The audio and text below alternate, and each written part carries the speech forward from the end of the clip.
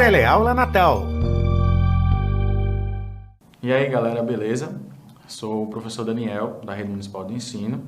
Sou homem, estatura baixa, cabelo raspado. Atualmente estou utilizando bigode e cavanhaque. O meu sinal ele é feito com a mão na letra L, com o dedo indicador e polegar na parte inferior dos lábios, fazendo um movimento em V, finalizando logo abaixo do queixo.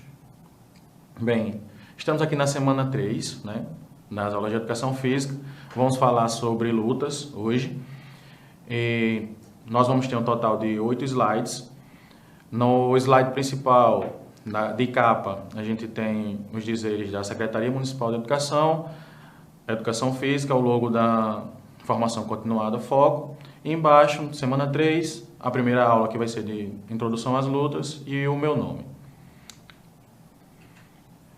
Para a aula de hoje, eu separei para vocês os seguintes conteúdos. A gente vai ver um pouco de onde vêm essas lutas, a diferença entre luta e briga, conceitos que a gente utiliza hoje em dia para falar sobre as lutas, um exemplo de como seriam esses conceitos na prática e uma classificação que a gente utiliza hoje em dia para trabalhar as lutas na escola. E ao final a gente vai ter, assim como vocês tiveram nas semanas anteriores, uma prática do dia. Bem, para falar de onde vêm as lutas, a gente tem que lembrar do seguinte, que a luta ela aparece desde quando o homem existe, né?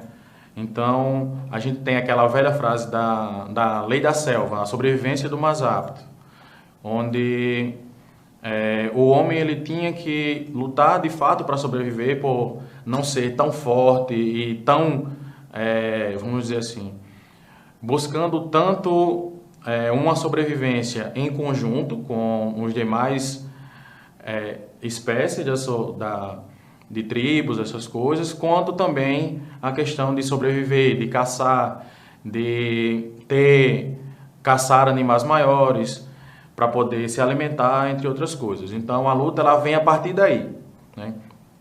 E com o passar dos tempos, com a questão do aumento da civilização, a busca por territórios, então a luta ela foi se aprimorando com o passar do tempo, certo? Eu trouxe nesse slide duas imagens.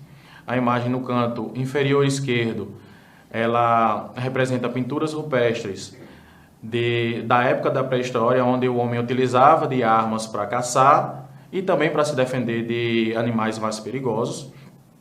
E a imagem no canto inferior direito, ele representa uma das legiões do Império Romano, que a gente pode tratar como a era dos grandes conquistadores, onde a luta ela teve um caráter mais militar, teve a introdução de armas mais bem elaboradas, né? Nessa imagem a gente tem uma representação através de uma escultura de uma legião do Império Romano, com vários soldados em fileiras, punhando armas e escudos. Uma das coisas que a gente precisa parar para pensar um pouco é a diferença entre luta e briga, né? Muito se fala de quando a gente vai trabalhar com luta na escola, que é ensinar a violência e tal, mas não é, certo? A gente tem que entender esses dois conceitos.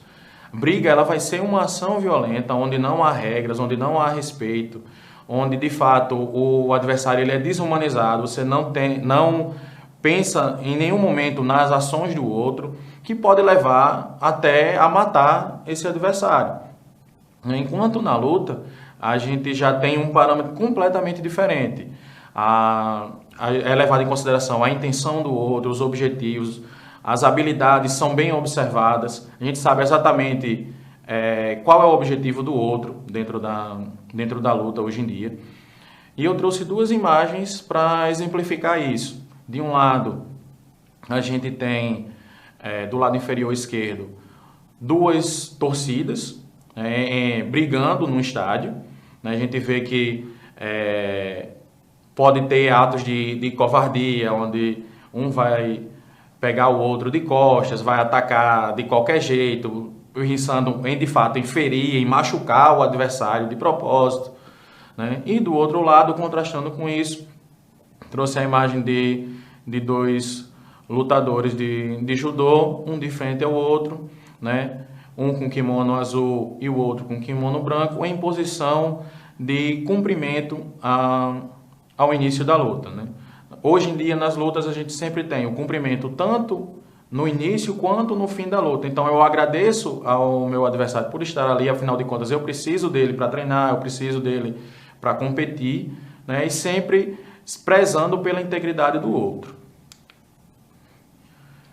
Como eu falei a vocês anteriormente, a gente vai trabalhar um pouco de conceitos também nessa aula de hoje. Primeiro, o conceito de lutas, depois artes marciais e, por fim, esporte de combate.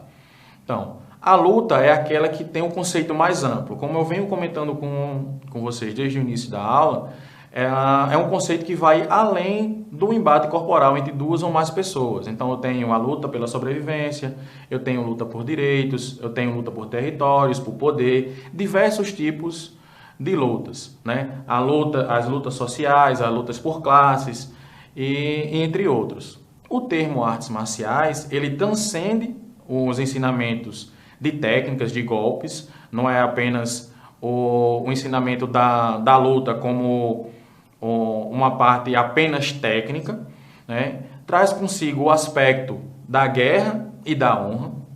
E a gente traz como exemplo a origem, vamos dizer assim, da palavra artes marciais, que deriva do que seriam as artes de guerra e luta ensinada pelos Deus Marte aos homens, que isso é o Deus Marte na cultura greco-romana seria o deus da guerra, né?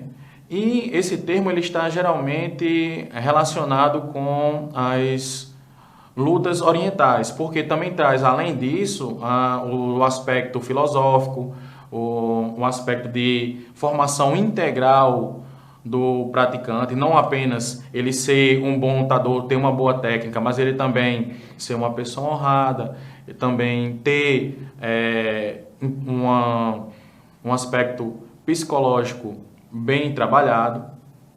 E por fim, o termo esporte de combate, que a gente utiliza quando há a transformação das lutas em práticas esportivas, né? Então, hoje em dia, para se adequar à época de hoje, as lutas elas têm um caráter mais pedagógico.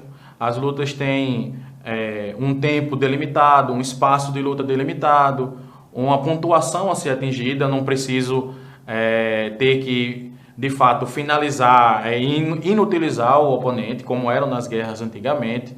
Então, eu tenho que apenas pontuar para poder vencer o combate.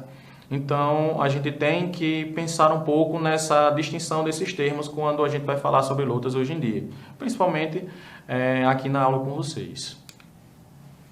Então, como seria essa evolução desses conceitos na prática, certo?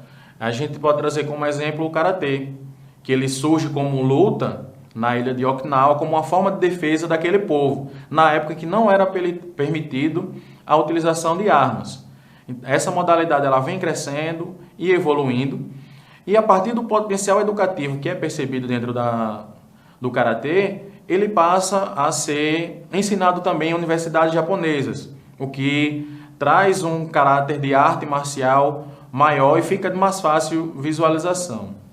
Por fim, torna-se esporte. E eu trouxe nesse slide 3 imagens para exemplificar justamente essa passagem de tempo. No primeiro slide, no canto inferior esquerdo, eu tenho vários homens em posição de luta, que é uma imagem antiga em preto e branco, na época da criação do Karatê na ilha de Okinawa, né? Então essas pessoas estão no momento de treinamento dessa luta. A imagem no canto central inferior traz em letras japonesas o lema do Karatê, que entre outras coisas fala de criar em tudo esforço, esforçar-se em formação do caráter, algo que vai trazer uma formação mais completa do indivíduo, entre outras coisas, conter o espírito da agressão. Então eu tenho essa formação do indivíduo, ele, além do aspecto da luta, também de ser uma pessoa mais centrada. E no canto inferior direito, eu tenho a imagem de duas lutadoras de karatê, né, em pose de combate, as duas com kimono branco e com a vestimenta sendo diferenciada entre azul e vermelho nas luvas e na faixa, né, como uma imagem que vai representar a parte esportiva do karatê hoje em dia. Por fim, a gente traz a classificação das lutas, né, que a gente vai utilizar nas próximas aulas para exemplificar melhor para vocês como a gente está pensando em trabalhar esse conteúdo, né? Então, para um melhor entendimento e aprendizado, a gente procura utilizar essa classificação de acordo com a distância entre os oponentes no momento do combate. Então, a gente vai ter as lutas de curta distância, que está simbolizado por uma imagem em silhueta, em preto e branco, onde está sendo aplicada uma técnica do judô de projeção. As técnicas de média distância, representada por uma imagem também em silhueta, em preto e branco, com dois lutadores de Muay Thai, um aplicando um chute na altura da costela do adversário e esse, por sua vez, aplicando uma defesa. E por último, as lutas de longa distância, que são as lutas onde eu tenho o toque intermediado por algum tipo de objeto, que está simbolizado aí por dois lutadores uma silhueta de dois lutadores de Kendo, tocando o toque entre as suas espadas. E esses lutadores eles estão com a vestimenta característica dessa modalidade. Por fim, a gente vai ficar agora com o professor James e a prática do dia com a confecção do nunchaku. Saudações a todos, aqui é o professor James. A gente veio mostrar para vocês como confeccionar um nunchaku a partir de materiais reciclados, materiais alternativos. A gente pode estar construindo um material de treinamento para as artes marciais que muita gente já utilizou durante sua infância para brincar, né, de artes marciais. Então aqui nós temos dois nunchakus, né, quem mais utilizou nas artes marciais, o grande mestre das artes marciais na história do uso do nunchaku que nós temos na mídia foi o Bruce Lee.